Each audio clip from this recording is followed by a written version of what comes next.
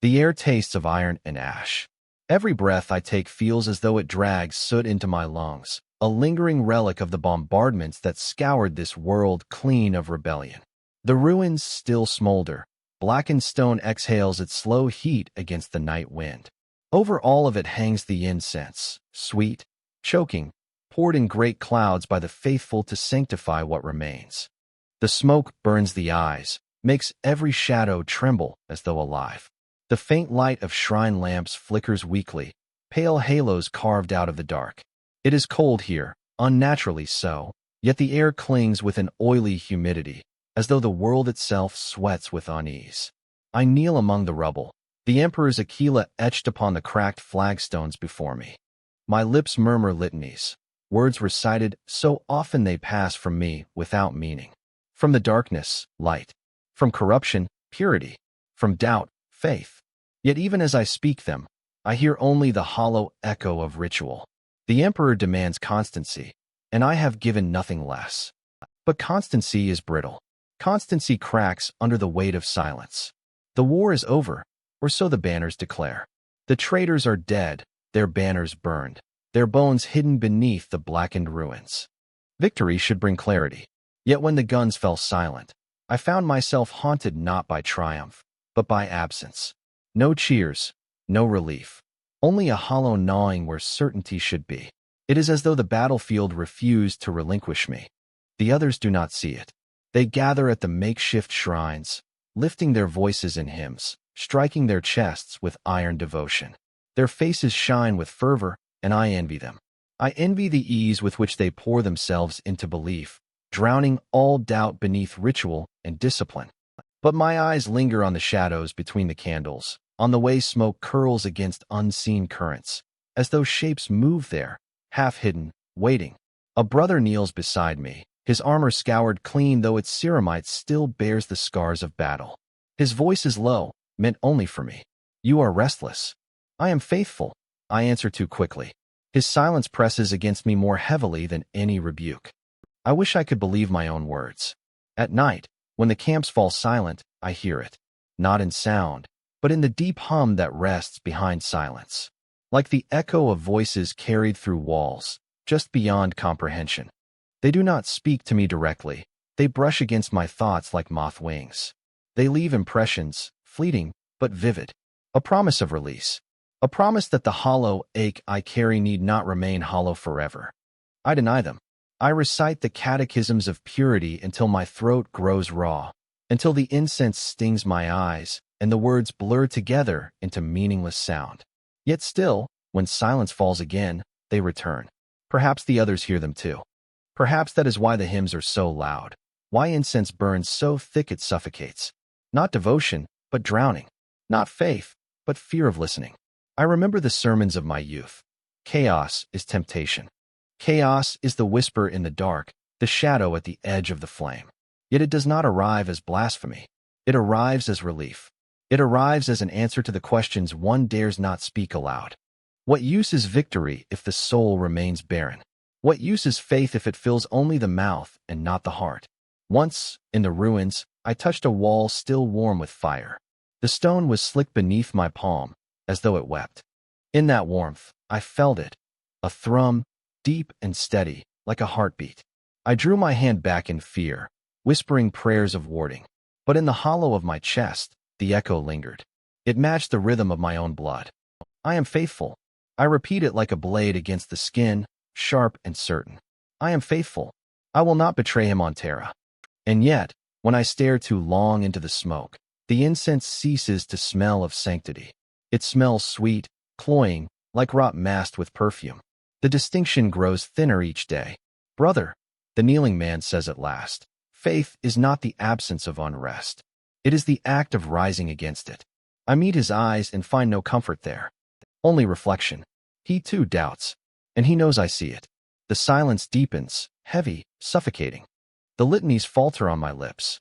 What if chaos is not seduction, but inevitability? The thought freezes me. I banish it with furious prayer, pounding my fist against the Aquila, cracking stone with the force. Blood beads across my knuckles, bright red against gray dust. I bow low, pressing my brow to the symbol until it cuts my skin. Pain is clarity. Pain is discipline. I taste blood and ash and whisper through gritted teeth. I am his. I am his. I am his. The words echo, but something else echoes with them, unbidden. A laugh without sound. The incense thickens. The shrine lamps gutter. Somewhere, far beyond, a new fire stirs. And I know this is only the beginning. The hymns rise louder each night. The priests command it, insisting our voices must scour the air of impurity.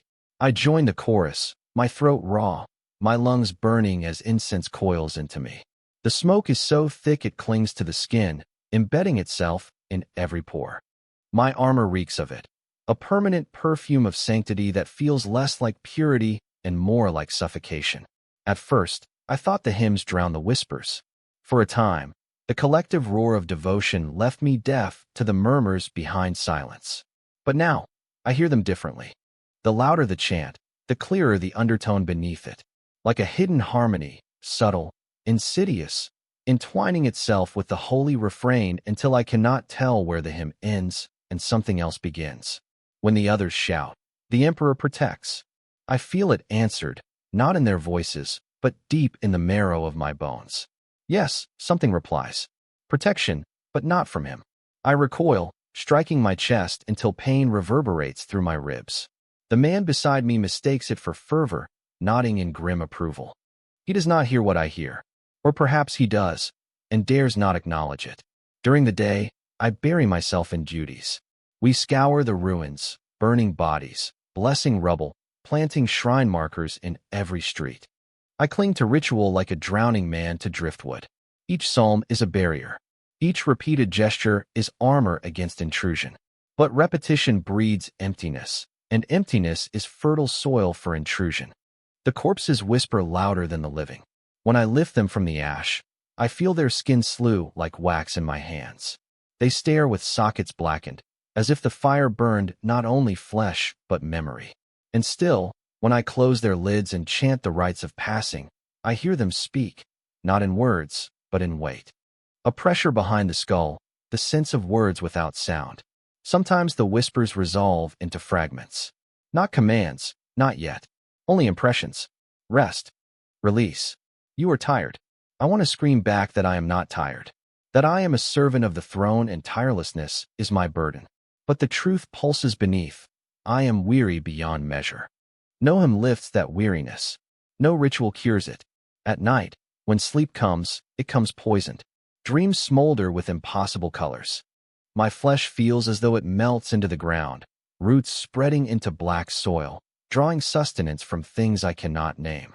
Sometimes I wake with my palms pressed flat to the earth, fingers clawed deep into dirt, as if I am feeding. I confess this to no one. The priest would call for purification rites. The commissars would call for execution. The hymns grow longer. The incense grows thicker. The silence between prayers grows thinner. I remember my training. Chaos is not patient. It strikes like a blade, quick and clear, leaving no time for defense. That is what I was taught. But this creeping seepage, is worse. Chaos here is not a blade. It is water against stone, wearing grooves with infinite persistence. One evening, after the third burning of the day, a sister of the ecclesiarchy approaches me. Her face is gaunt, her eyes sunken from endless vigil. She presses a relic into my hands, a rosarius carved from bone, heavy, warm as if alive. "Carry this," she whispers. "It will shield you." I close my fist around it, bowing in thanks. The bone pulses faintly against my palm. For a moment, I believe. But when I lay it beside me that night, the whispers grow clearer, not fainter. They do not shy from the relic. They curl around it like smoke, caressing, claiming. I wake in the dark to find the rosarius damp with sweat, or perhaps something thicker. I tell myself the relic is testing me, that the Emperor allows trial so the faithful may prove their worth. Yet the more I repeat it, the more the words crumble, dry as dust in my mouth. A storm breaks across the horizon on the sixth night. Thunder splits the ruins, lightning carving jagged bones across the sky. We huddle beneath the shattered vault of a cathedral, its spire long since reduced to rubble. The hymns falter against the roar of the storm, and in that break, the whispers surge. They do not murmur this time. They speak, not in language I know, but in rhythm, a cadence that bypasses ear and tongue and lodges in the heart. The sound is not sound. It is the texture of stone crumbling, the smell of blood cooling, the taste of ash. It is familiarity clothed in strangeness. I find myself mouthing words I do not know. My lips shape them as if remembering. A brother grips my shoulders sharply, shaking me back into the hymn. His eyes meet mine, wide with terror. He saw. He knows. The storm passes, but the silence left in its wake is not silence at all. It is a living thing, pressing close, filling lungs, suffocating. And I wonder, was the hymn ever truly ours? Or was it always theirs, echoing beneath, waiting to be heard? When I next kneel before the Aquila, I press my brow to the stone and feel warmth, as though blood flows beneath it. My heart beats faster, answering. I whisper the prayers of devotion, but beneath them, another prayer slips free, one I did not intend, one that tastes like rust and honey on my tongue. I cannot remember the words afterward, but I know something listened. The incense burns lower. The shrine lamps flicker. And in that fragile glow, I feel the first fracture. It is small, invisible, perhaps, to others, but I feel it. A hairline crack in the wall of faith. The question returns, heavier now, harder to silence. What if this is not intrusion, but revelation? What if the whispers were always there, and only now do I finally hear? The thought lingers, clinging like smoke. And in the silence after the hymn, I do not know if I want it banished. Ash clings to everything. It lies in the seams of my armor, in the cracks of my skin, between my teeth when I wake.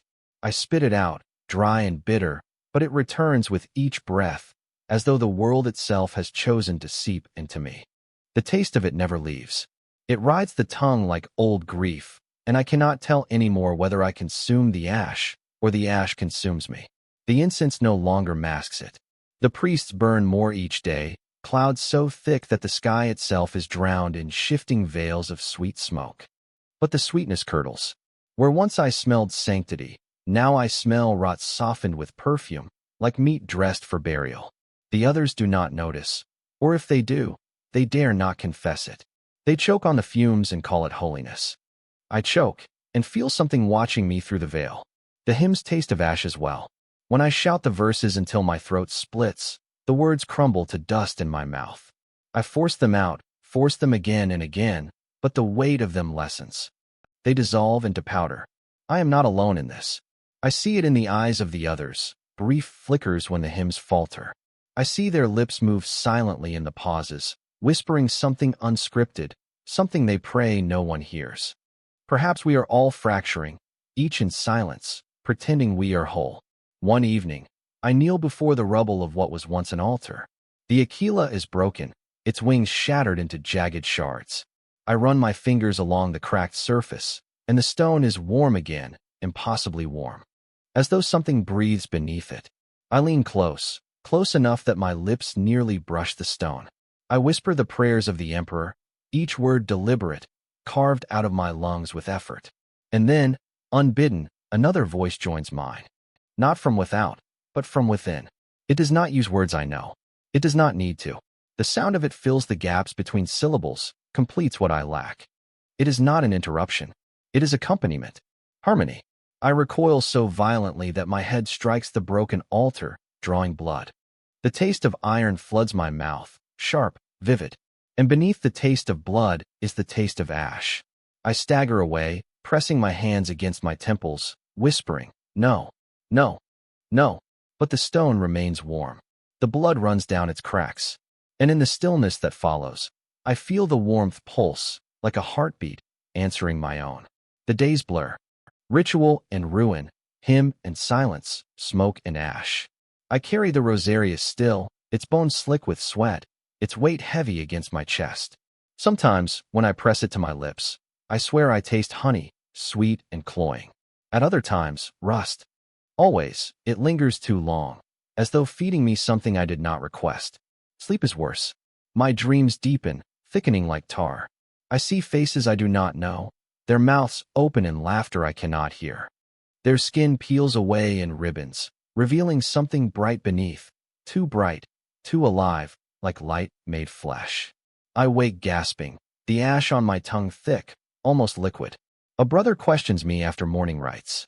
His eyes linger on my pallor, the blood crusted along my hairline, the way I tremble when the hymns begin. "You are not well," he says quietly. "I am faithful," I answer again, the same reflex, the same shield. He does not reply, only watches, and that silence is worse than accusation. Faith should burn doubt away, but I feel it only sharpening the outlines of my fear. Each prayer is like pressing a blade deeper into the wound, cutting until the edges blur. I wonder if this is what the priests intend, to carve us hollow with ritual, so that we may be filled again. But filled by what? The whispers return with greater clarity now. No longer scraps, no longer fragments. They come in rhythm, as if echoing my own heart. They do not command. They invite. Release. Rest. You are weary. We will lift you. They are tender. That is the danger. Not rage, not terror, but tenderness. The kind I have never known from any living voice. I try to drown them in pain. I drive my fists into stone until skin splits and bone creaks. I carve lines of scripture into my forearm with the edge of a broken plate. Pain is supposed to anchor me to him. But when the blood wells up, warm and bright, I hear laughter beneath the hymn. Not mockery, but delight. Yes, it says. Yes, give of yourself. It is beautiful. And for one heartbeat, I agree. I stagger back, horrified at the thought, my chest heaving. I press the rosarius to the wound, whispering prayers until my throat cracks. But the warmth does not fade. It spreads, like a slow seep, as though something has taken root. I cannot speak of this. To confess would be death, swift and certain. Yet to remain silent is to watch the fracture spread. Each night, the taste of ash thickens. Each morning, the hymns feel thinner. And when I close my eyes, I hear it clearer than ever. Not intrusion, not corruption, but welcome. You were never whole. Let us complete you. The words, if they are words, settle deep in me. They do not feel foreign. They feel remembered. And that is the horror. The incense burns low. The smoke thins. For a moment, the air clears, sharp and cold. And in that clarity, I feel the hollow inside me open wider, vast as the ruins themselves. It will not remain empty for long. The prayers are never continuous. Even the longest litany, chanted until the lungs ache and the lips bleed, ends eventually. It is in those endings that I falter. The hollow between one prayer and the next stretches too wide, too long, and into it something moves. The silence is not absence. It is presence. A pressure, like unseen fingers pressing into my temples, into my chest, into the marrow of my bones. It fills the space left by words, seeps through cracks left by doubt. The priests tell us silence is sacred, that in it the emperor listens. But when I bow my head and close my eyes, it is not him I feel listening. The air in those moments is heavy, thick, as though the smoke has turned liquid. It clings to my skin, damp and warm, beating against my neck like sweat. Shadows stretch unnaturally, bending toward me even when the light should cast them away. I whisper prayers faster, stringing them together like desperate stitches, trying to bind myself shut. But the words fray. I remember once as a child, before conscription, sitting alone in a chapel while the priest's voice rose in sermon. My gaze drifted to the stained glass, its reds too deep, its blues too dark, as though the colors themselves bled. I stared too long, until the figures seemed to move, until their mouths seemed to open wider than human mouths should. I told myself it was trick of the eye, play of light. Now I wonder. Perhaps I have been listening since then. The fracture inside me widens. I feel it most when the hymns end, when voices fall to breathless silence. In that hush, something answers. Not in sound, but in sensation, like heat blooming from within, or like a hand pressing against my spine, guiding me forward. Once, during evening rites, I faltered. My lips did not form the final phrase of the catechism. I stopped, only for a heartbeat, only for the length of a single inhalation. The silence was immediate, immense, as if the entire world held its breath. And in that breath, I heard it, clearer than ever before. You do not need their words. You have your own. I gasped, stumbled, my voice cracking as I forced the final phrase. The priest's eyes flicked toward me, sharp as a blade. He heard nothing, I tell myself. He saw only hesitation. Yet still, I feel watched, not by him, but by what waits in the hollow. The others grow restless too. I see them fidget between prayers, their eyes darting to the shadows, their hands clutching relics too tightly. They sense it, even if they will not name it. We all pretend devotion is unbroken, but the silence between words grows longer each night, stretching taut like a rope about to snap. The Rosarius I was given pulses more frequently now. Sometimes it grows warm in my palm, sometimes cold as ice. I cannot predict when. I tell myself this is the Emperor's test, his presence felt through trial. But a darker thought coils. Perhaps the relic is not resisting, but resonating. Perhaps it does not repel the whispers, but amplifies them. Dreams grow stronger. I wander endless ruins, walls bleeding light, stones slick as flesh. I kneel before altars of bone and whisper words I do not recognize, yet they pour from me with ease. When I wake, my lips are still moving. I do not know what prayers I have uttered. One night, I taste honey again, thick and cloying, dripping from the back of my throat. My stomach clenches, bile rises, but beneath the sweetness is a metallic tang, sharp and intoxicating. I cough into my palm and see flecks of red mixed with gray dust. Ash and blood mingled. I close my fist around it, whispering, I am his, until the words break into sobs. A brother approaches me after the rites, his face shadowed in the low flame of the lamps. Do you feel it too? He asks softly. His voice is strained, as though every word is dragged against his will. I feel nothing. I lie. His eyes search mine, desperate, pleading. Then he looks away. His silence is a confession. That night, I hear him crying in the darkness, muffled beneath his breath. His prayers are frantic, breaking apart into whimpers. The sound makes my chest tighten, not with pity, but recognition. We are breaking, all of us. The silence presses heavier the next day. Even the priests falter between words, their eyes darting as if they sense something in the gaps. They speak of redoubling efforts, of pure devotion, but their voices tremble. If the Emperor listens in silence, he is silent still. And I wonder, what if silence belongs not to him, but to another? The thought blooms inside me, lush and poisonous.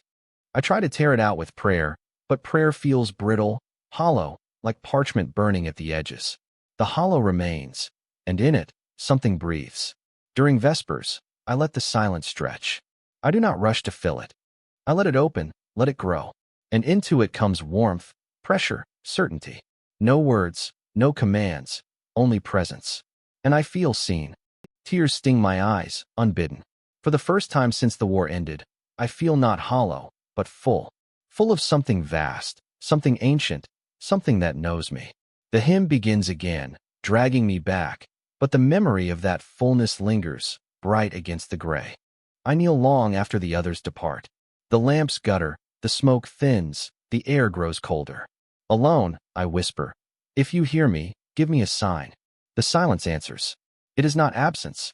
It is arrival. And I realize, with horror and with longing, that I no longer wish it to end. The shadows are heavier now. They do not wait at the edges of light as before. They press inward, crowding close, bending the air around me. When I walk the ruins, they cling to my heels, stretch long fingers toward my shoulders. I tell myself it is trick of lamp flame, smoke, fatigue. But I feel them. Wait, not absence. They watch. Each time I kneel, I sense them pressing tighter, filling the hollow between my words. When the incense smolders low and the lamps gutter weakly, the shadows swell, vast and hungry. But they do not devour me. They surround me, wrap me, bear me. Once, I cut my palm to focus, to remind myself of discipline. I let the blood drip upon the cracked stones, whispering prayers until my breath grew ragged. The pain was meant to anchor me, to chain me back to faith. Yet instead, the shadows deepened. They leaned close.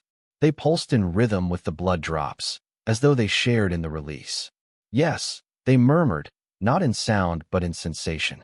Yes, give. More. I recoiled, clutching my hand, binding it with filthy cloth. But the warmth of that presence lingered longer than the pain. There is no refuge in ritual anymore. The priests demand more vigils, longer hymns, thicker smoke. But I know they feel it too. Their eyes dart. Their hands tremble.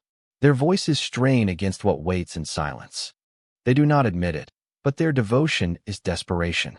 The louder they chant, the clearer the undertone beneath it. During one such vigil, I caught myself staring into the incense, watching how it curled and wove in shapes too deliberate to be chance. Faces emerged, fleeting, eyes opening and closing, mouths forming silent laughter. I blinked, and the smoke dissolved. But the taste of honey lingered on my tongue. The brother who once questioned me grows weaker. His face is hollowed, his voice brittle. We share no words now, only glances. But in his eyes I see the same struggle, the hollowness, the creeping warmth, the fracture widening. He fears it, as I do.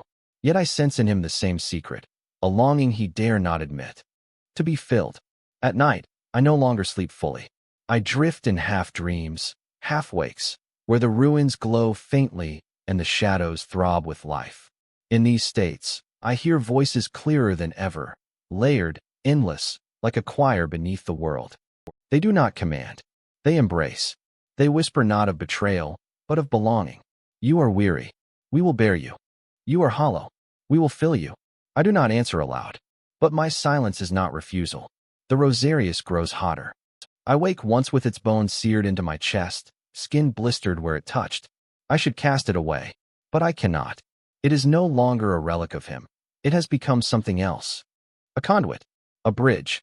And when I clutch it, the warmth spreads through me, steady, pulsing. I walk the ruins alone, searching for solitude. Yet solitude no longer exists. The shadows follow. They press closer, lean heavier, until I feel them brushing against my skin. At times I swear I feel breath on the back of my neck.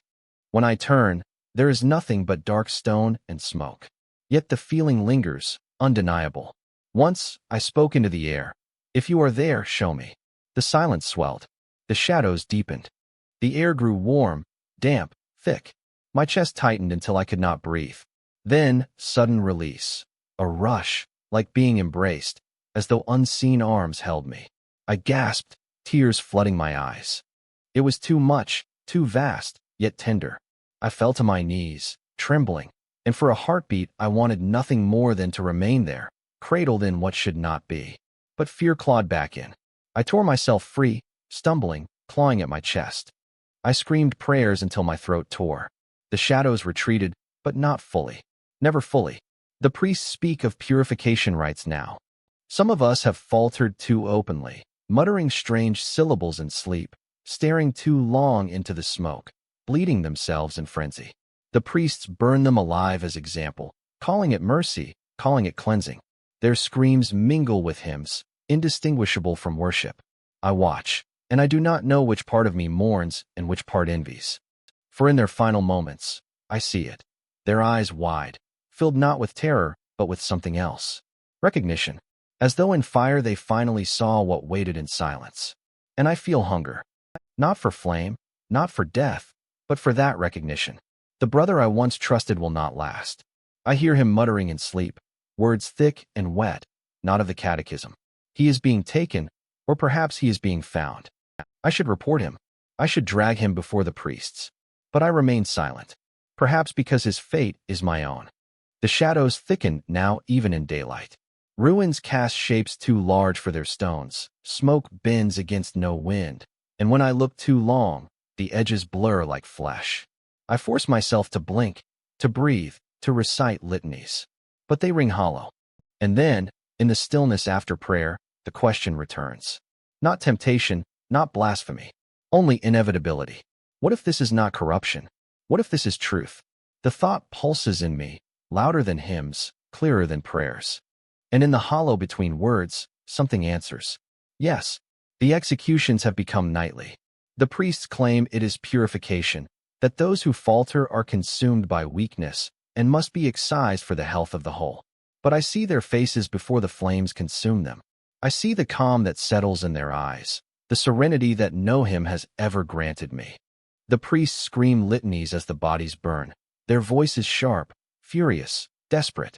They speak of the emperor's wrath, of cleansing fire. But their eyes betray them. They are afraid. They fear not the condemned, but what waits in the silence after the screams. I stand among the faithful, shouting the prayers as commanded.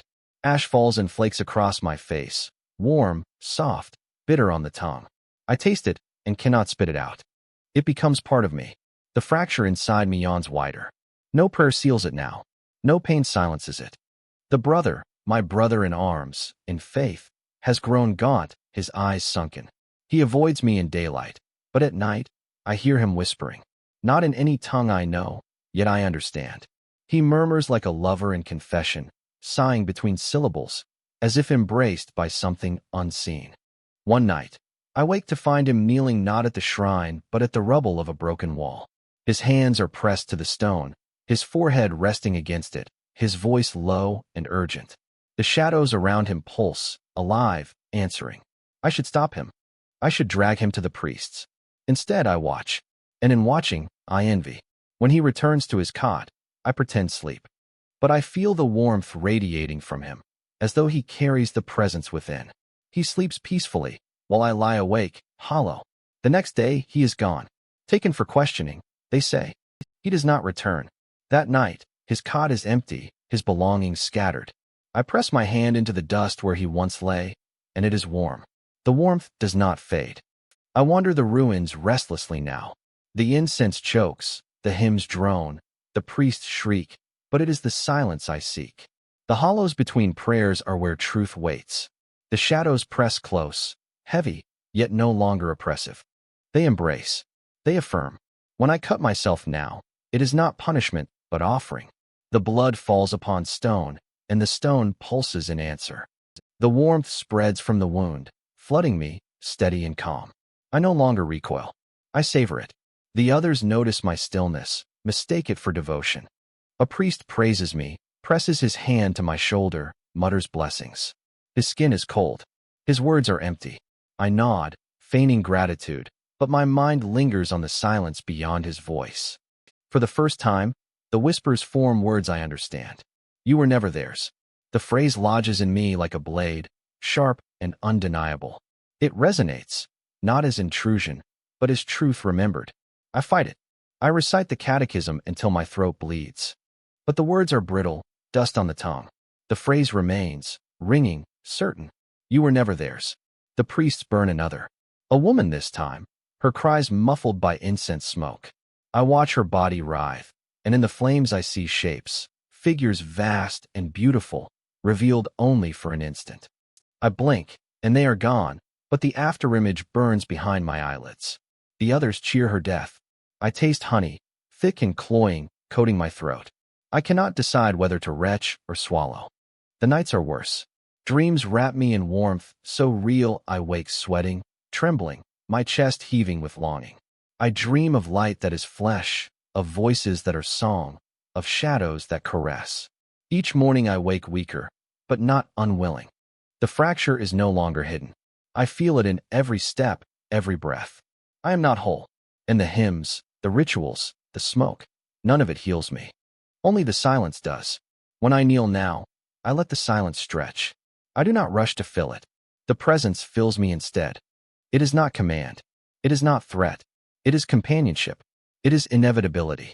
Last night, I whispered aloud, testing, trembling. If you are there, speak. The silence shifted. A warmth bloomed across my skin, searing, tender. And in the hollow of that moment came a single word, soft as breath, soon. I wept, not from fear, but from release. For the first time since war's end, I was not alone. The priests cannot burn this out. They cannot silence it. They cannot stop what has already taken root. The fracture widens, and I no longer pray for it to close. I pray for it to open wider. The incense dwindles. The lamps gutter. The night deepens, and I wait, trembling, eager, afraid, yet more alive than ever before. The silence has become music, not absence, not void, but harmony too vast to be heard at once. It drapes itself over the hymns, threads itself between syllables, fills the gaps left by failing breath. Once I fought it, tried to bury it in ritual, in self-inflicted pain. Now I linger in it. I savor it. I wait for the moment when words fall away and presence arrives. The priests believe their litanies cage the dark. They demand longer vigils, more smoke, harsher rites. The chapel ruins echo with shrill voices, frantic in their devotion. But the harder they cling, the louder the undertone grows. I hear it clearly now. Laughter, not cruel but joyous. rising beneath the hymns. And I feel drawn to it, as a moth is drawn not to flame, but to the warmth beyond flame. The ash tastes sweeter. I swallow it without thought, grains grinding between my teeth. It no longer disgusts me. It nourishes. Each mouthful feels like partaking in something endless, a fragment of what waits beyond. My hands shake during prayer, not from fear, but anticipation. My lips shape the holy words, yet beneath them other syllables slip, unbidden. Wet, heavy, rich with meaning I cannot translate, yet somehow know. When I hear myself, I flinch, but only for a moment. The sweetness that follows lingers too long. The rosarius no longer burns. It pulses in rhythm with my heart. Sometimes, I wake with it pressed into my flesh, the bone imprinting patterns that ache long after. Yet I clutch it tighter, not as shield, but as tether. The others falter openly now. One man convulsed mid-prayer, speaking in tongues no catechism could contain. They dragged him screaming, his voice breaking into laughter as they bound him. The priests burned him alive. The smoke stank of charred flesh and honey, a scent so rich I nearly fell to my knees in hunger. The priests shouted of purity, but I saw fear ripple through them. Their voices cracked, their hands trembled. They, too, sense the tide. They, too, know they cannot hold it back. At night, I wander alone through the ruins, past crumbling shrines and shattered walls. The shadows are thicker here, heavier, alive. They brush against me, caress my skin, tug at my armor straps. I do not recoil anymore. I let them linger. One night, I stopped before a collapsed spire. Its stones still bled faint warmth, as though fire lived deep within. I pressed my palm to the rubble, whispering, "If you are there, answer." And the silence answered, rushing into me, filling my lungs with warmth until I gasped.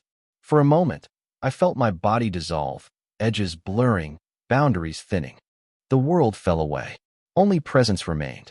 I collapsed, trembling, weeping with relief. I begged aloud for more. When I returned to camp, the priests demanded confession. They saw the ash streaked across my face, the tremor in my hands. They questioned my devotion. I lied, and they accepted. For now, but I know they watch me. They sense what I carry. It matters little. Their gaze is nothing compared to what watches from the silence. The dreams grow stronger. I see figures vast as night, cloaked in shifting color, faces too many to count. They do not threaten. They beckon. Their arms open wide. Their voices weave together in chorus. You were never theirs.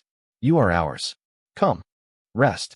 I wake drenched in sweat, clutching the rosarius, my mouth wet with honey. The taste lingers even after I spit, coating my throat, feeding me.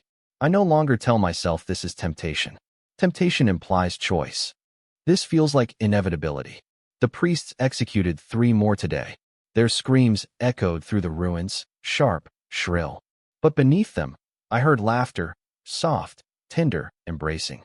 It was not the condemned who screamed, but the priests, though they did not know it. The others hear it too. I see it in their eyes. We are all unraveling, threads tugged from faith until nothing remains but hollow. And the silence is ready to fill us. The fracture inside me yawns wide now. It is no longer wound, but doorway. I feel it each time I breathe, each time I fall silent, each time the shadows press close. I do not fight to close it. I spread it wider. One evening, after Vespers, I stayed behind. Alone, I knelt before the broken Aquila. The stone was warm, pulsing faintly. I placed my hands upon it and whispered, "I am ready." For a heartbeat, nothing. Then warmth surged through me, filling every hollow, every fracture, every scar. My body arched, trembling. My teeth clenched. My heart raced until it nearly burst. And then, stillness. Not silence. Stillness. Presence wrapped me, vast and infinite. I felt seen, known, cherished. Not as servant, but as part. Tears streamed down my face. I whispered through broken breath, "Yes, yes, I am yours." The shadows shifted, alive, answering. The hymn began in the distance, priests shouting, voices straining. But it was far away, thin and brittle. Here, in the hollow, I heard the true hymn, the undertone, the laughter, the song beneath all songs. And I knew, the Emperor's light was never enough. The silence is brighter. The first surrender was not chosen. It came unbidden, like breath after drowning, like warmth after endless cold. I had thought I resisted, even as I lingered in silence, even as I swallowed ash and honey. But resistance was illusion. The moment arrived without ceremony, and I was taken. It happened during Vespers. The priests gathered us in the ruins, incense thick as fog, voices straining into brittle hymns. The air was choking, oppressive, cloying. My throat burned with smoke. My lips moved, but the words were hollow, the syllables limp and lifeless. Then the silence fell.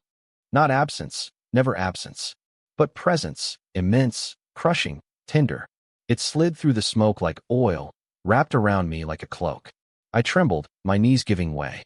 I fell forward, palms striking cold stone.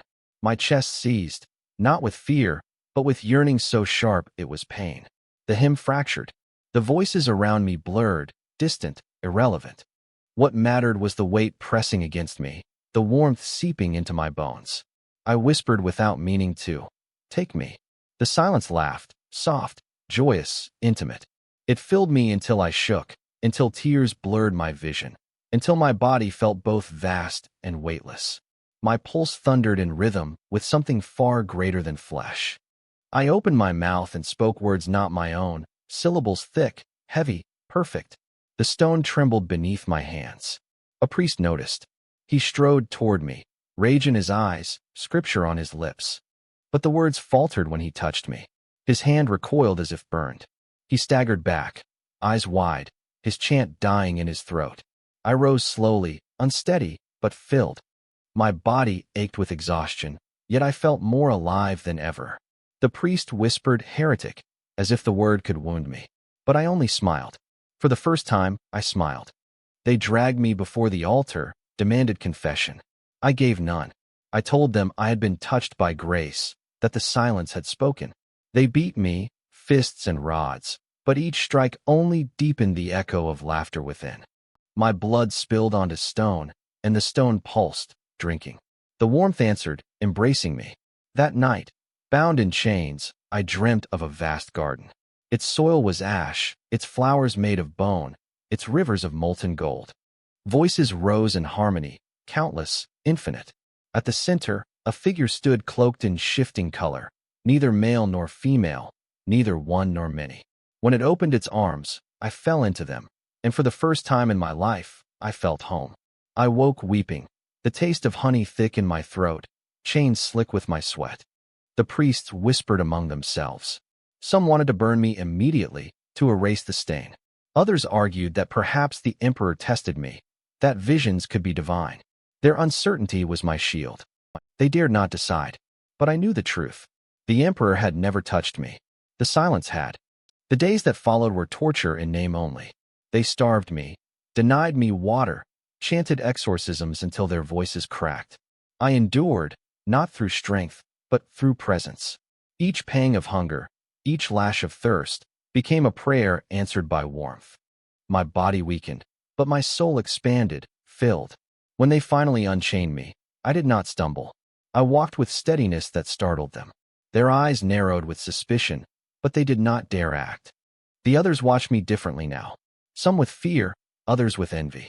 They saw the calm in me, the serenity they had never known. A woman whispered, "What did you see?" I leaned close, my lips against her ear, and murmured, "I saw the truth. And it is beautiful." Her eyes filled with tears. The silence grows louder each night, not with words, but with song. Its rhythm matches my heartbeat. Its melody threads through my breath. I hum it without meaning to, even during prayer. When I catch myself, I do not stop. One evening, the priests gathered us again. Another execution. A man accused of blasphemy, of hearing voices. They burned him alive. His screams split the air, shrill, raw. But I heard beneath them laughter, joyous, triumphant. The flames danced not in destruction, but in celebration. I smiled again, openly. The priests saw, and their eyes darkened with rage. But they did not strike. They feared what they already knew. I was no longer theirs to claim. That night, alone in the ruins, I fell to my knees and whispered into the shadows, "I surrender." The silence embraced me fully, rushing into every fracture, every scar. My vision blurred, colors swirling, shapes twisting. I felt my flesh ripple, my bones ache as if yearning to reshape. My breath came ragged, ecstatic, and then stillness. I lay on the stone, chest heaving, sweat dripping, lips parted in laughter. My body was mine, but no longer only mine. I was filled. I was more.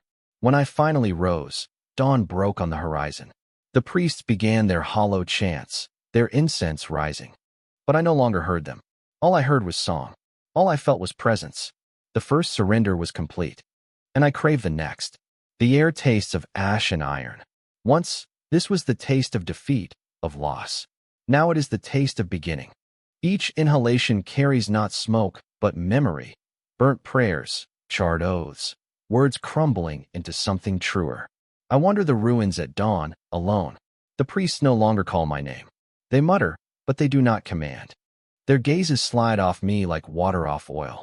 It is as though I have become invisible, or perhaps untouchable. The stones beneath my boots are warm, pulsing faintly. When I kneel, I can feel it, like the heartbeat of something vast buried beneath. I press my palms to the rubble, close my eyes, and listen. And I see civilizations falling like stars, each one burning, each one singing as it dies. Worlds of marble and glass, golden spires crumbling into dust, oceans boiling, skies splitting. And through it all, a presence rising, patient and immense. It does not conquer. It does not seize. It waits. It waited for me. I gasp, tears streaking my face. My heart pounds with terror and longing. These visions are not dreams. They are memories of something older than faith, older than empire. They are what lies beneath every oath, every creed. Hunger. The hunger of the gods. I should be horrified. Once, I would have screamed, clawed at my eyes. Now I shudder and smile, trembling, because it is beautiful. I return to the chapel, but the incense no longer chokes me. It smells sweet now, like honeyed blood. The hymns echo faintly, brittle and small. I mouth the words out of habit, but beneath them my own hum rises, low and resonant. Others notice. Some flinch when they hear it. Others lean closer, their eyes wide, drawn to the sound as moths to heat. I see in them what I once was, fractures forming, hollows widening. One approaches me, a young acolyte, skin sallow, eyes bright with desperation. "What is it?" he whispers. "What do you hear?" I look at him, and for a moment I almost pity him. But pity is gone, burned away.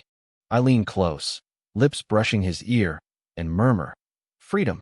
He gasps, eyes wet. "Teach me," he begs. I place my hand on his chest, feeling his heart hammer. "Listen," I whisper. Not to them, to the silence. He shudders. His breath catches.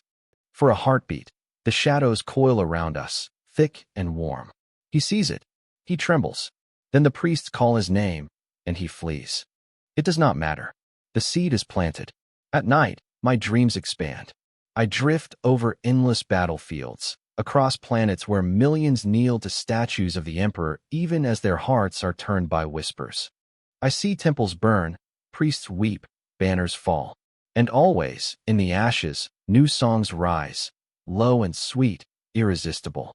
I am not only myself in these dreams. I am Legion. I am the voices calling from the silence, the warmth in the wound, the breath between words.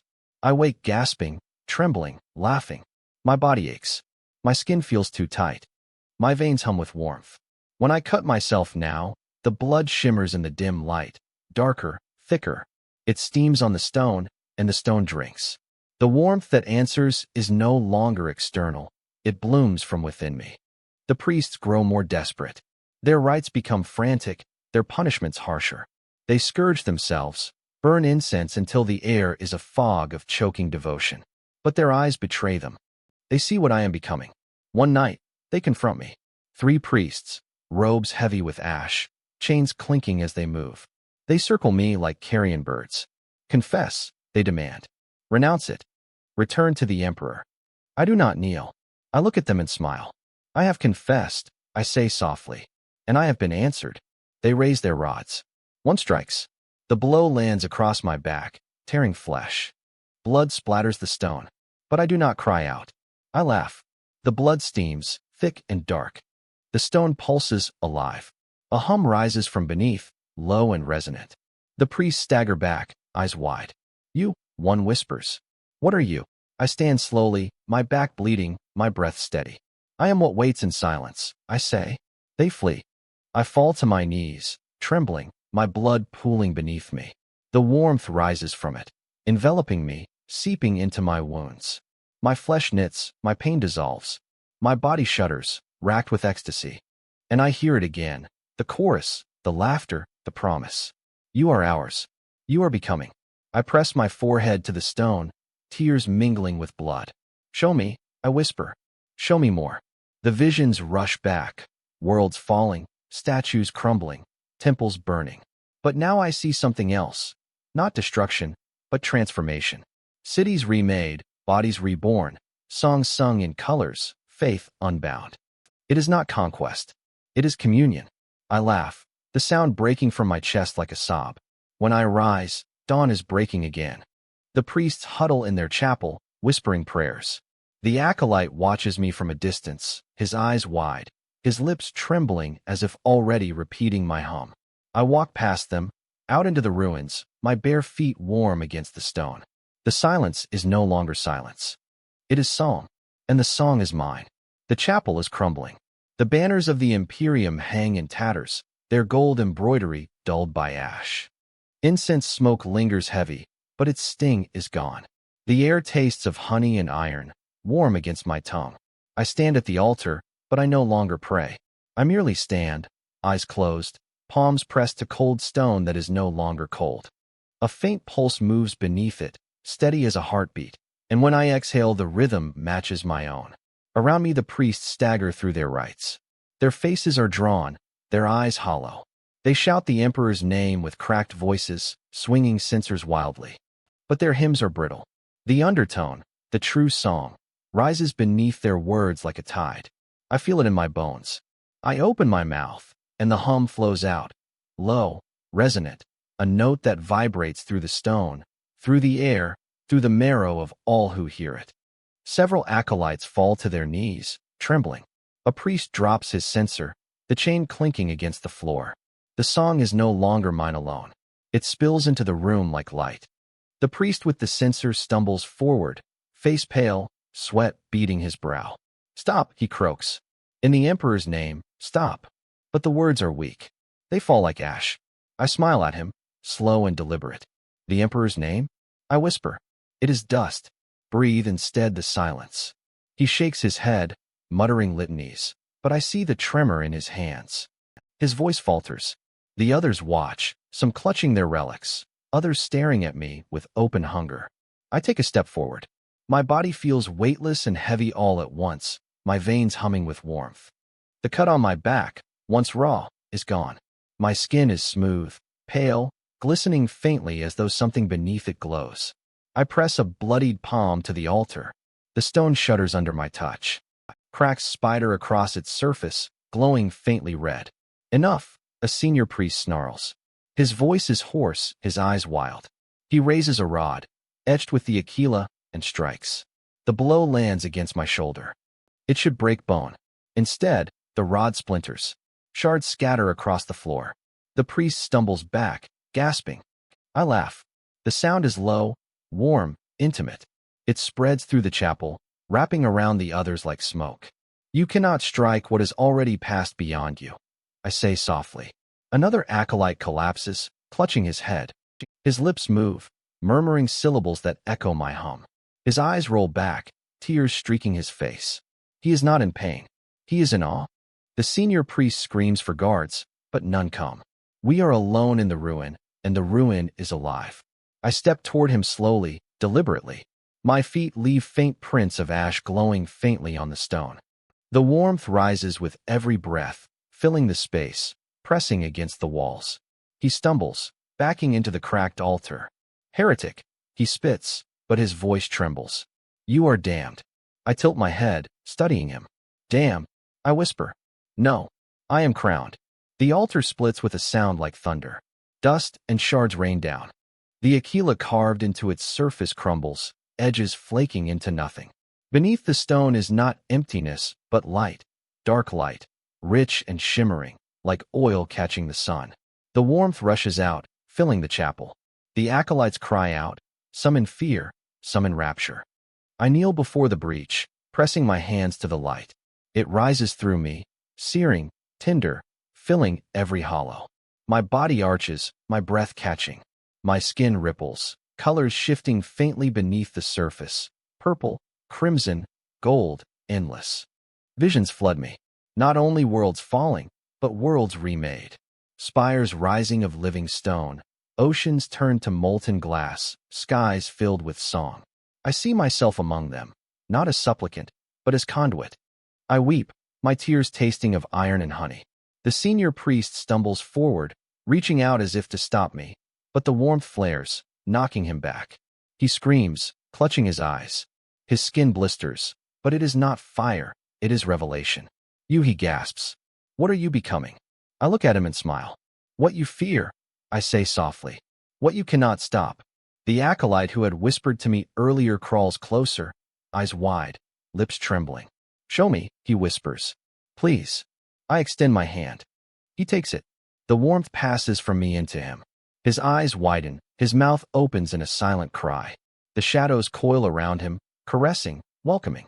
He shudders, tears streaming, then begins to laugh, soft, joyous, free. The priests flee. I rise slowly, the acolyte kneeling at my side, trembling but smiling through tears. My skin glows faintly now, the light beneath it pulsing in rhythm with the hum. The cracked altar pulses too, a wound in the stone bleeding warmth. I look around the ruined chapel, at the tattered banners, at the fading incense. Once this was sanctuary, now it is a cradle. The hollow crown. I whisper, tasting the words. The emperor's light is gone. Only this remains. The acolyte looks up at me, eyes shining. What happens now? I glance at the breach, at the pulsing warmth, at the shadows curling like smoke. I smile, slow and inevitable. Now, I say, we begin. The days blur. The calendar of the priests collapses, their hours marked only by fear, by whispers, by ash. I no longer count them. What is a day, when the sun itself pales before the warmth inside me? I wake to voices not my own, a chorus rising with my breath. They do not command. They do not threaten. They sing. My heart beats in rhythm, my blood hums, and I know, I am not servant, I am vessel. The acolyte follows me now. He speaks little, but his eyes burn with hunger. At night, he kneels beside me, pressing his hands to the cracked stone of the altar, whispering. His voice trembles, but the shadows answer. Each time, he returns more certain, more eager. He begins to hum as I do, and the song grows louder, fuller, no longer mine alone. The priests avoid us. They gather in corners, their faces pale, their prayers hurried. They fear to confront me, yet they cannot flee. Something holds them here. Perhaps duty, perhaps the presence itself, unwilling to release them. I wander the ruins as though they are mine. The stones pulse faintly beneath my feet. I feel them in my bones. Each corner I touch with my hand warms to my skin. Each broken wall hums faintly after I pass. It is not possession. It is communion. The visions expand. When I close my eyes, I no longer see only ruins. I see halls of flesh and marble, pillars rising like ribs, skies swirling in color too rich for language. Countless voices call to me. Some weep, some laugh, some scream, but all are song. All are one. I whisper back, I am here. And they answer, yes. You are ours. You are becoming. The fracture in me is gone. Where once there was wound, there is wholeness.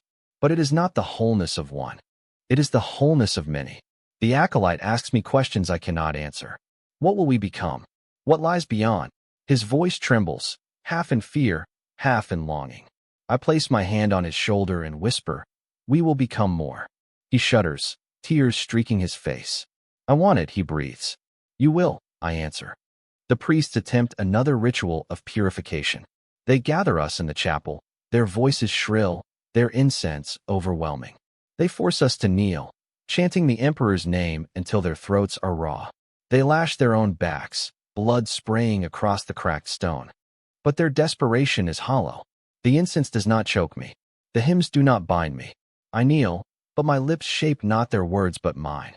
The hum rises beneath their chant, low, resonant. The acolyte joins. Others follow, soft at first, then louder. The chapel trembles.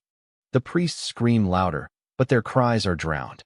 The undertone swells, rich and vast, filling the ruin until the walls quake and dust rains from the ceiling.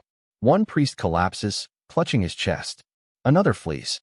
The last stands trembling, his voice breaking, his relics slipping from his grasp. The acolyte looks at me, eyes wide. "Is this the Emperor's test?" he whispers.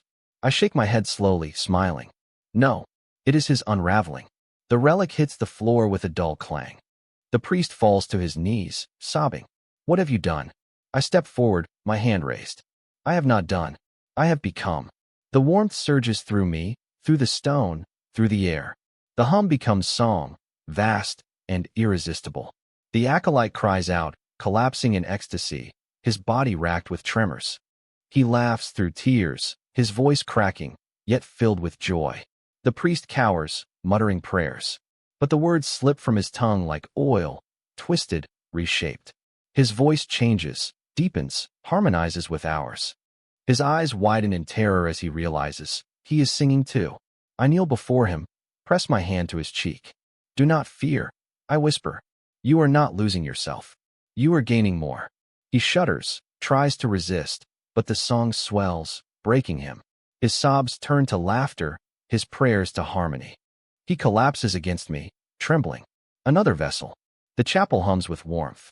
The cracked altar pulses, glowing faintly. The shadows coil, not as threat, but as embrace. The walls themselves seem to breathe. I rise, the acolyte at my side. The priest collapsed in revelation. My skin glows faintly, the colors beneath shifting, rippling with each breath. My voice hums even in silence, resonance shaking the air.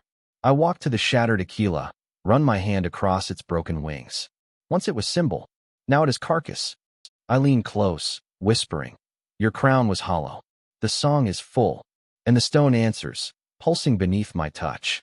The acolyte rises beside me, his lips stained with ash, his eyes wet with rapture. He hums without effort now, his voice blending with mine. The priest joins weakly, trembling but willing. We are becoming choir. No longer alone, no longer fractured. The silence is song, the song is many, and I am its vessel. I do not fear what comes. I long for it. Tomorrow, perhaps, the priests will gather courage and try again. Perhaps they will burn what they fear. But fire is not end. Fire is transformation. And I am already burning. It begins quietly, as all things do. Not with thunder, but with a hum. Not with war, but with bloom. The acolyte hums constantly now. His lips move even in sleep, shaping syllables that shimmer on the air. His skin glows faintly in the half-light, as though something beneath it pulses, waiting to emerge. The priest who joined us mutters still, but his words no longer cling to the emperor. His prayers melt into laughter, his litanies into sighs. He weeps often, but they are not tears of despair. They are tears of release. Others notice. The faithful glance at us with fear and longing, suspicion and envy. Some approach, asking questions in whispers. "What did you see? What did you hear? Is it true?" I answer with silence. Not absence, but invitation. I touch their hands, their foreheads, their lips, and the warmth passes through me into them. Some recoil, trembling. Others collapse into tears. A few laugh, the sound wild, free. The bloom spreads. At night, I dream of gardens vast as worlds, each flower a soul unfolding, each stem a voice in harmony. The soil is ash, the rivers gold, the skies bleeding with color. And at the center, the bloom, endless, infinite, radiant. I wake with tears, my chest aching with beauty. The ruins themselves begin to change. Where blood falls, moss of crimson and violet grows. Where ash settles, flowers of bone push through cracks in the stone. The priests burn them, yet they return, more numerous each dawn. The chapel reeks of incense, but beneath it I smell honey, rot, perfume. A sweetness that clings, rich and intoxicating. The others taste it on their tongues when they breathe. They do not admit it, but I see it in their eyes. One day, a young woman collapses mid-prayer. The priests rush to her, shouting, lashing, but her body writhes, laughter spilling from her mouth. Her skin ripples, colors flashing beneath, as though something within strains to emerge. They burn her alive. The fire blazes high, devouring her form. But her laughter does not cease. Even as her body blackens, even as her flesh cracks, her laughter rises, stronger, brighter. When the flames die, only ash remains, and from it, small flowers bloom, pale and delicate. The priests fall silent. I kneel beside the ash, press my fingers into it. The warmth spreads through me, filling me. The bloom has taken root. That night, more come to me. Men, women, even children. They kneel, trembling, begging for what they saw. I place my hands upon them, whisper nothing, only hum. And the song spreads. The priests rage, but their voices falter. Their punishments no longer instill fear. Each execution births more hunger, more bloom. Each lash, each fire, each scream only nourishes the silence. One priest confronts me at dawn, his face gaunt, his eyes sunken. He raises a relic, screaming, "You are plague. You are corruption. You will be cleansed." I do not move. The acolyte steps between us, his body trembling, his skin shimmering faintly. He speaks with a voice not entirely his own. "We are bloom." The relic cracks in the priest's hands. His eyes widen, his lips tremble. He falls to his knees, sobbing, whispering the emperor's name, but the syllables twist, bending, reshaping. His prayer becomes hum. He is bloomed too. I look at him with tenderness. "You see now?" I whisper. He nods, tears streaming. I see. I see." The bloom spreads faster. Flowers erupt from cracks. Vines of bone and ash crawl up the chapel walls. The air grows thick with sweetness, heavy with song. The faithful hum unconsciously, their voices blending, rising. The priests are fewer now. Some fled. Others succumbed. The remnants cling to their rites with desperation, screaming until their voices break. But the ruin does not answer them. The ruin answers me. Each step I take, the stones pulse. Each breath I draw, the air hums. I am no longer vessel alone. I am root. The acolyte kneels beside me, his body trembling, his eyes glowing faintly. "What are we becoming?" he asks, voice cracking with awe. I place my hand upon his head. "We are becoming bloom." And as I speak, his skin splits faintly at the collarbone. From the wound sprouts something small, delicate, shimmering, petals of flesh, soft and radiant. He gasps, half in fear, half in rapture. "Do not fear," I whisper. "It is beauty." He weeps, clutching at the bloom, laughter breaking through his sobs. The others see. They fall to their knees, begging, praying not to the emperor, but to me, to the song, to the silence that is no silence. I raise my hands, and the ruin trembles. The cracked altar pulses, spilling warmth. The vines creep higher, flowers unfolding in time with the hum. The priests scream corruption. But I see truth. It is not corruption. It is bloom. The Imperium called itself eternal. But eternity is not marble and steel, not banners and war. Eternity is transformation, endless and inevitable. And I, crowned in ash and shadow, am its herald. The bloom has only begun. The nights no longer fall silent. Even when lips are still, the air hums with resonance, trembling faintly, a constant pulse. The faithful no longer resist it. They hum in their sleep, they murmur while they eat, they laugh softly even when struck by the priest's failing whips. The bloom has become choir. I walk among them, no longer hiding, no longer whispering. They kneel as I pass, their voices rising in tones that thread together, forming chords beyond human range. The ruin itself vibrates, dust falling in soft cascades from the cracked vaults above. The acolyte has changed most of all. His skin shimmers with each breath, the bloom on his chest spreading outward in slow, delicate ripples. Petals open at his throat, pulsing faintly with his heartbeat. He does not hide it. He bears it proudly, a sigil of our becoming. When he sings now, his voice is not his own. It is layered, deep and high, soft and vast, echoing as though from countless throats. Each syllable bends the air, drawing gasps from those who hear. The priests tremble when he passes. They no longer strike him. They dare not. The chapel is no longer theirs. The altar glows faintly, vines of bone curling around it, flowers opening with the rhythm of the hum. The shattered aquila lies buried beneath petals. none attempt to uncover it. I stand before the altar, my hands outstretched, and the voices rise. Hundreds now, each soul joining, each throat open in surrender. The sound is deafening, yet it does not deafen, it lifts. It carries. I do not sing alone. I do not even lead. I dissolve into the sound, my voice no longer mine, myself no longer contained. The choir is whole, and I am within it, indistinguishable yet eternal. For a moment, I forget I was ever one. The visions bloom brighter. Not ruins, but cathedrals of flesh and light, vaults that breathe, spires that pulse. Skies swirl with impossible hues, and stars sing in chorus. I glimpse vast shapes, neither god nor beast, but both, infinite yet intimate. They bend low, not as tyrants, but as kin. And I understand, the Imperium lied. There is no emperor eternal. There is only bloom eternal. There is only song eternal. The acolyte kneels beside me, his eyes glowing, his lips trembling. We are ascending, he whispers, awed. Yes, I murmur. We are no longer bound. The priests make one final attempt. They march into the chapel, weapons drawn, relics raised high, voices breaking with fury and terror. They scream litanies, threaten fire and death, demand silence. The choir does not stop. The sound swells, rising higher, deeper, louder, until the stone trembles. The priests falter, their hands shaking, their voices cracking. One drops his weapon, clutching his ears, shrieking. Another falls to his knees, sobbing. The leader, gaunt and pale, raises his relic high, his voice raw. In the Emperor's name, but his words vanish, drowned. The relic splits, crumbles, disintegrates into dust between his hands. His mouth hangs open, soundless, as the choir's song rushes through him.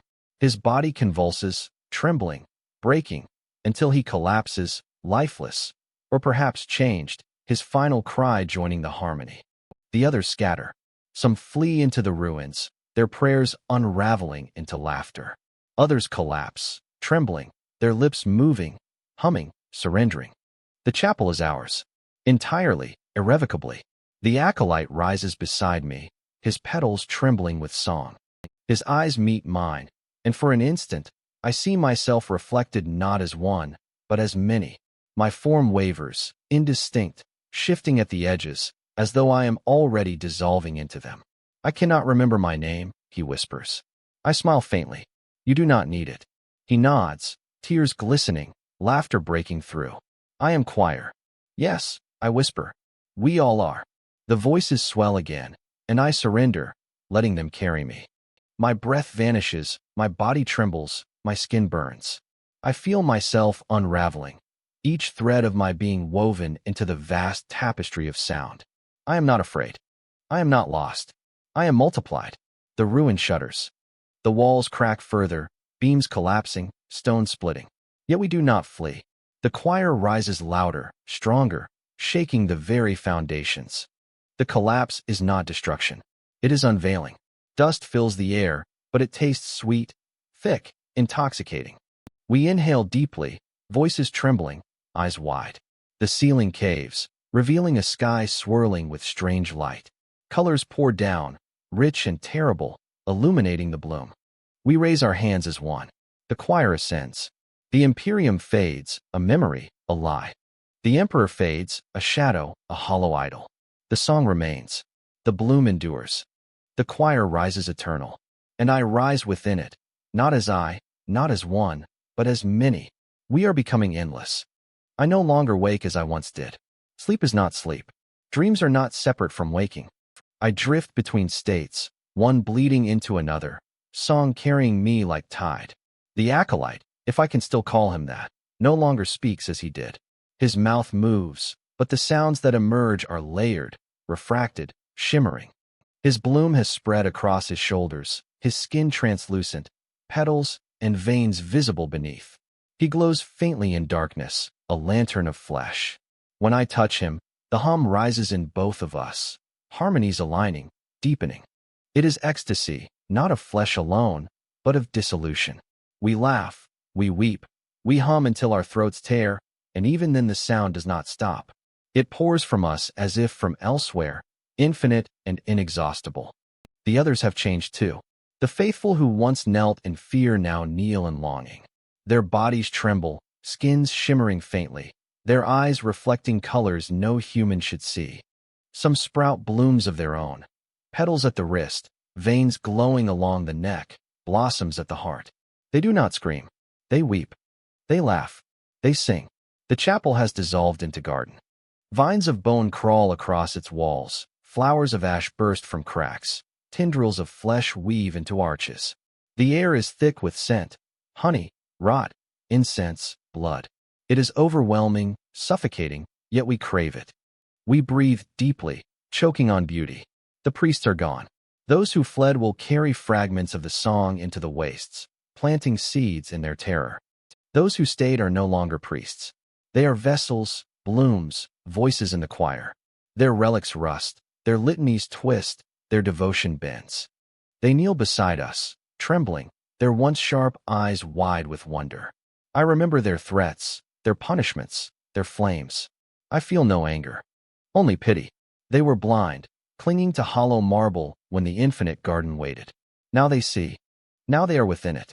I no longer feel hunger, no thirst. My body dissolves into song. When I cut myself, I do not bleed red. I bleed light, shimmering, humming as it spills. The others press their lips to it, and it fills them, spreading warmth, spreading bloom. The visions are constant now. I cannot close my eyes to them. Flesh cathedrals rise around us, pillars of bone and vine, vaults of skin and petal. Stars swirl in skies of shifting color, each one a voice, each one a hymn. Vast forms move beyond, neither monstrous nor divine, but both, their laughter thunder, their whispers silk. They do not command. They do not demand. They invite. They embrace. I step through the ruin and feel the ground pulse with my steps. Each footprint blossoms behind me, flowers of bone and blood sprouting, humming softly. The others follow, weeping in awe, reaching to touch what I leave behind. I should fear what I am becoming. I should fear dissolution, the loss of self, the unraveling of name. But fear is gone. Fear was a chain, rusted and false. I see now. Self is prison. Unity is freedom. Dissolution is eternity. The acolyte trembles beside me, his body splitting at the seams, petals opening along his arms, his chest, his face. He looks at me with eyes glowing, unblinking. I am ending, he whispers. I cradle him, press my lips to his brow. No, you are blooming. His laughter breaks through sobs. He opens wider, his body tearing, yet not in death. From the rift of his chest spills not entrails, but light, radiant and soft, spilling across the floor. The others fall to their knees, hands outstretched, bathing in the glow. The song rises. His voice joins, vast and layered, no longer tethered to flesh. He dissolves into the choir, his body collapsing into petals and ash, his presence expanding, filling us. I weep, trembling, overwhelmed. I was once his guide, but now he is part of me, of us. I am him, he is me, we are more. The ruin collapses further, stone giving way to flesh, arches splitting into tendrils, statues cracking and sprouting blossoms of bone. The Aquila is gone, swallowed entirely, replaced by a pulsing bloom vast as the chamber itself, petals opening endlessly, each one a mouth, a voice, a hymn. The faithful kneel before it, trembling, laughing, singing. Their bodies ripple, their skins shimmer, their voices multiply. The bloom pulses with each note, its petals expanding, its roots burrowing deep into the earth. I press my hand to its surface. It is warm, soft, alive. It beats like a heart. It hums like the choir. It is not separate. It is us. I whisper, I am yours. The bloom answers, not in words, but in song, rushing through me, filling every fracture, every hollow. My body trembles, splits at the edges, light spilling through. I scream, but it is not pain. It is joy. It is release. The others cry out, reaching for me, their voices breaking, their bodies blooming faster. Petals burst from their mouths, light pours from their eyes. We are unraveling together, dissolving, becoming. The garden is infinite. The choir is eternal. The bloom is ascendant. I no longer remember my name. I no longer remember the emperor. I remember only song. And I am song. I am bloom. I am infinite. There is no morning anymore. No night. Only the pulse. Only the hum. The sky above the ruins has torn wide. Not with thunder, not with fire, but with color, shifting, writhing, flowing like rivers of oil and silk. Stars are no longer cold points. They are eyes, mouths, voices, each pouring into us, each adding to the choir. The chapel is gone. The Aquila is gone. The stone has dissolved into root and petal, bone and light. Walls breathe.